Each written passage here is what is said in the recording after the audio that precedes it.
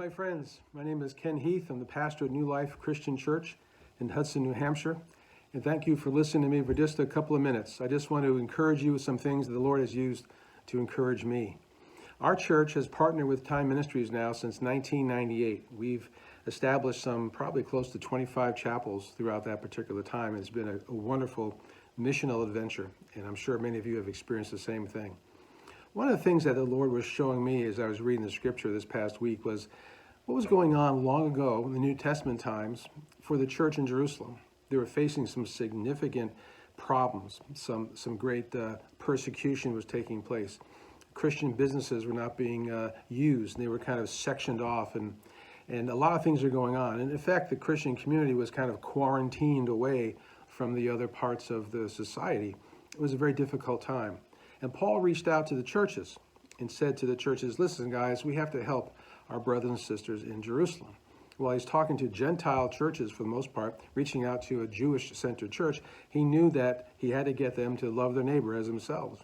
And so he encouraged them in the grace and excellence of giving.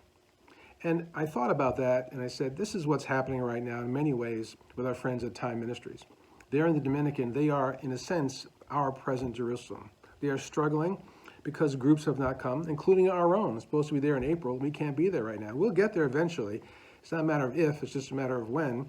But it's a struggle right now for them to be able to hold the ropes with such little support coming in because of these groups not being able to arrive.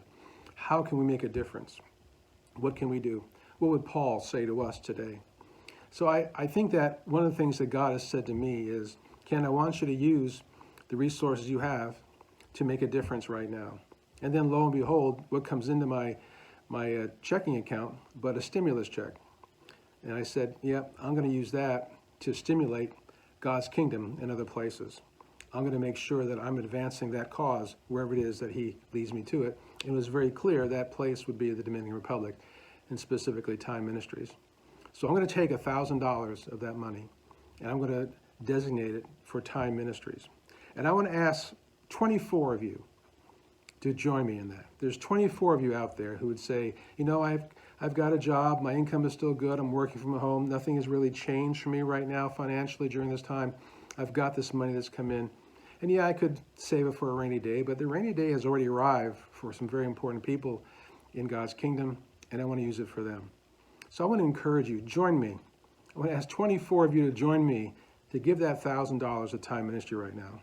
And let's see what a difference it can make in advancing their cause moving forward that ultimately advances our cause and the cause of all the people in the Dominican Republic, Haiti, Cuba, and beyond. So thank you so much for your support. Thank you for being a part of this partnership. God's got great things in store, and you and I are a part of it. Praise be to God. I look forward to seeing your support make a difference in the years ahead. Thank you.